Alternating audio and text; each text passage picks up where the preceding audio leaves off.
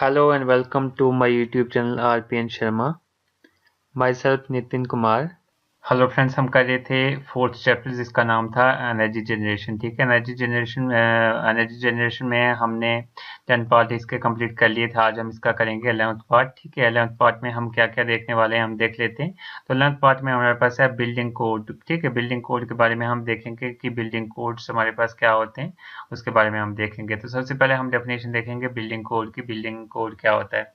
Building code is a set of regulations. तो ये हमारे पास कुछ सेट ऑफ रेगुलेशंस होते हैं। ठीक है, that are enacted by either state और local governments regulating the construction, renovation and repair of building and other structure that human may occupy. ठीक है, तो हमारे पास ये सेट ऑफ कुछ सेट ऑफ रेगुलेशंस होते हैं जो एनेक्ट होते हैं बाय आइदर द स्टेट और लोकल गवर्नमेंट्स। ठीक है, तो स्टेट गवर्नमेंट या फिर लोकल गवर्नमेंट कुछ रेगुलेशंस देती है, तो उसके अकॉर्डिंग ही हमने बिल्डिंग का सारा काम करना होता है। जैसे कि हमारे पास कंस्ट्रक्शन, बिल्डिंग की रिनोवेशन, बिल्डिंग का रिपेयर, ठीक है, और अदर स्ट्रक्चर्स जैसे हमारे पास आ गए, उनका भी यही construction, renovation, repair that the human में ऑक्यूपाई, जिसको ह्यूमन ऑक्यूपाई करता है जो भी स्ट्रक्चर, तो वो बिल्डिंग कोड के अंदर आ जाते हैं।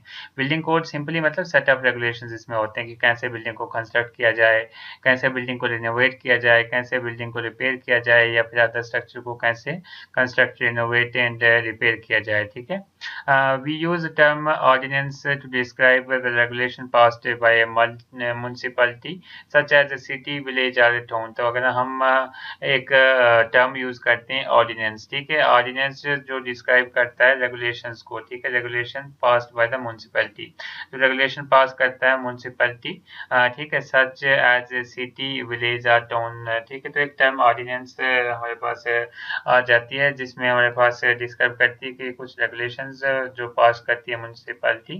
ठीक है, तो उसे हम बोलते हैं ordinance. All the ordinances related to building and construction are collected together into a code. तो जितने भी ये ऑर्डिनेंसेस होते हैं ये कलेक्ट किए जाते हैं और इसको कोड में कन्वर्ट किया जाता है। ठीक है, कोड बनाया जाता है कि कैसे क्या चीजें हों। ठीक है, नेक्स्ट इसमें हमारे पास जो टॉपिक है वो है content and process. Content and process की बात करें, building codes addresses the minimum standard necessary for new construction, renovation and repair of buildings.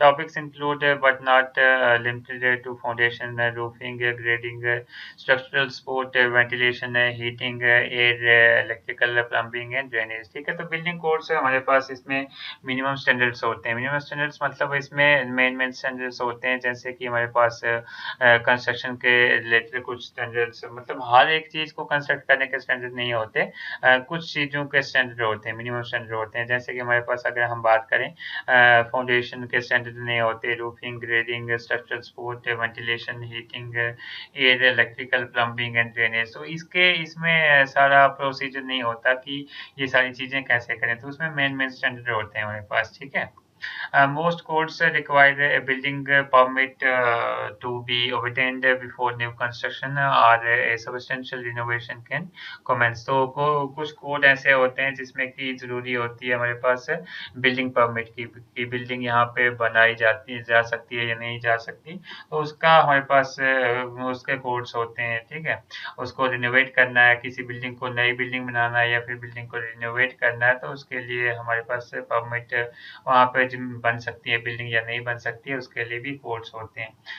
Applying for building permit is known as pulling of permit. ठीक है, तो अगर हमने apply करना है बिल्डिंग परमिट के लिए, ठीक है, बिल्डिंग परमिट के लिए हमने अप्लाई करना है, उसे हम बोलते हैं पुलिंग परमिट। ठीक है, pulling permit. Typically, only the owner of the real estate or licensed contractor can pull a permit। ठीक है, तो ये जो परमिट है उसको कौन पुल कर सकता है? रियल एस्टेट का जो ओनर है वो, या फिर कोई लाइसेंस्ड कॉन्ट्रैक्टर जो है, उस लाइसेंस कॉन्ट्रैक्टर जो है उसको पुल कर सकता है हमारे पास परमिट को। ठीक है, getting permit is only half the battle, ठीक है। तो अगर हमारे पास परमिट मिल गया तो उसका मतलब ये नहीं हो गया कि हमने सारा काम कर लिया, सारी जंग जीत ली।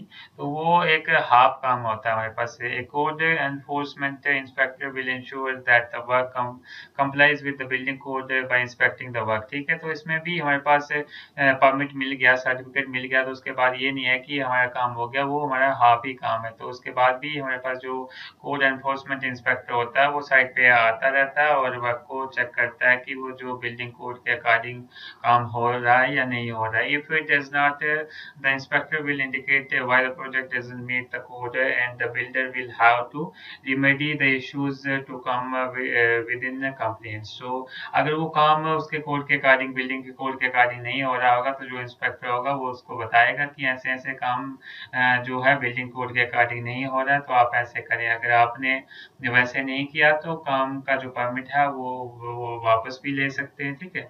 आई होप ये लेक्चर आपको समझ में आ रहा होगा। अगर आपको कोई भी डाउट हो तो आप कमेंट सेक्शन में पूछ सकते हैं।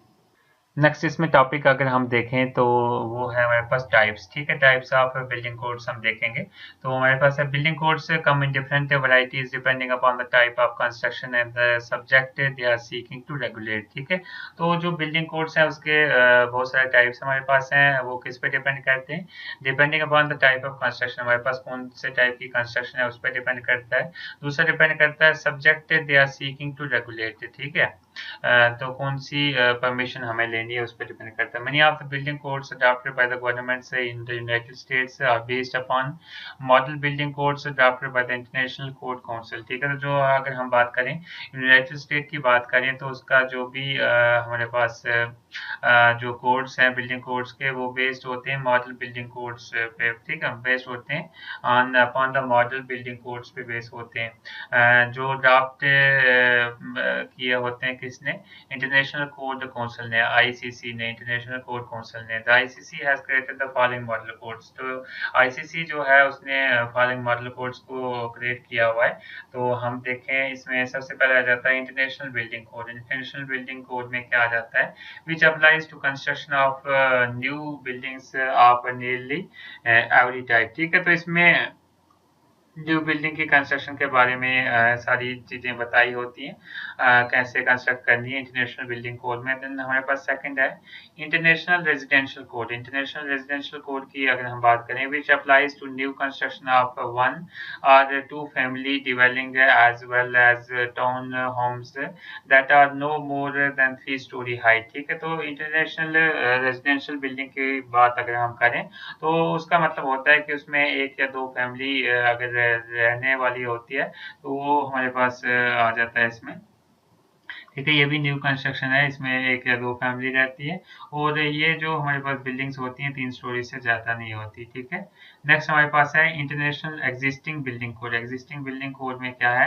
Which regulates the renovation, alteration और रिपेयर ऑफ एग्जिस्टिंग बिल्डिंग। तो यहाँ पे एग्जिस्टिंग से ही हमें पता चल रहा है कि जो एग्जिस्टिंग स्ट्रक्चर है उसको रिनोवेट कैसे करना है, उसकी अल्टरेशन कैसे करनी है, रिपेयर कैसे करनी है, तो वो इस कोड में दिया होता है, ठीक है। आई होप ये लेक्चर आपको समझ में आ रहा होगा।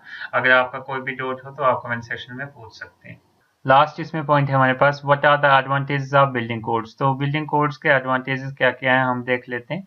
फर्स्ट हमारे पास building codes provide maximum standard for safety, health and general welfare including structural integrity, mechanical integrity including sanitation, water supply, light and ventilation, means of egress, fire prevention and control and energy conservation. तो इसमें हमें maximum safety हमें मिल जाती है, maximum standards इसमें होते हैं, maximum safety हमें मिल जाती है, ठीक है। नेक्स्ट हमारे पास है building codes provide safety. Codes जो है सेफ्टी को प्रोवाइड करते हैं हमें। Building codes ensure the economic well-being of the community by reducing potential spread of fire disease, ठीक है। तो हमें इकोनॉमी अचीव होती है बिल्डिंग कोड्स को यूज करके, जैसे कि हमारे पास पोटेंशियल, जैसे कि हमारे पास फायर एंड डिजीज जो होते हैं वो बहुत ही हार्मफुल होते हैं। तो इसमें बिल्डिंग कोड्स में वो सारा होता है कि फायर सेफ्टी के बारे में बताया होता है, डिजीज स्प्रेड के बारे में बताया होता है, तो वो रिड्यूस कर सकते हैं बिल्डिंग कोड से, ठीक है। बिल्डिंग कोड से कंजर्व एनर्जी, तो बिल्डिंग कोड से हम एनर्जी को भी कंजर्व कर सकते हैं, ठीक है। Building codes protect future home purchases who deserve reasonable assurance that the home they buy will safe। ठीक है, तो उससे मतलब बिल्डिंग कोड से हमें पता चल जाता है जो फ्यूचर है परचेजेस का, जो परचेजेस का फ्यूचर है वो भी प्रोटेक्ट होता है। कैसे प्रोटेक्ट होता है? Who deserve reasonable assurance that the home they buy will safe, मतलब उनको अश्योरेंस मिल जाता है बिल्डिंग कोड से कि जो वो होम या घर खरीद रहे हैं वो सेफ है। ठीक है, तो इसके साथ ही हमारे पास ये चैप्टर खत्म हो जाता है। आपको अगर कोई भी डाउट हो तो आप कमेंट सेक्शन में पूछ सकते हैं, और अभी तक आपने चैनल को सब्सक्राइब नहीं किया तो प्लीज सब्सक्राइब कर लें, और बेल आइकन जरूर दबाएं ताकि आपको लेटेस्ट नोटिफिकेशन मिल सके। जैसे जैसे मैं न्यू वीडियो डालूं तो आपको न्यू वीडियो मिल सके। ठीक है, थैंक यू।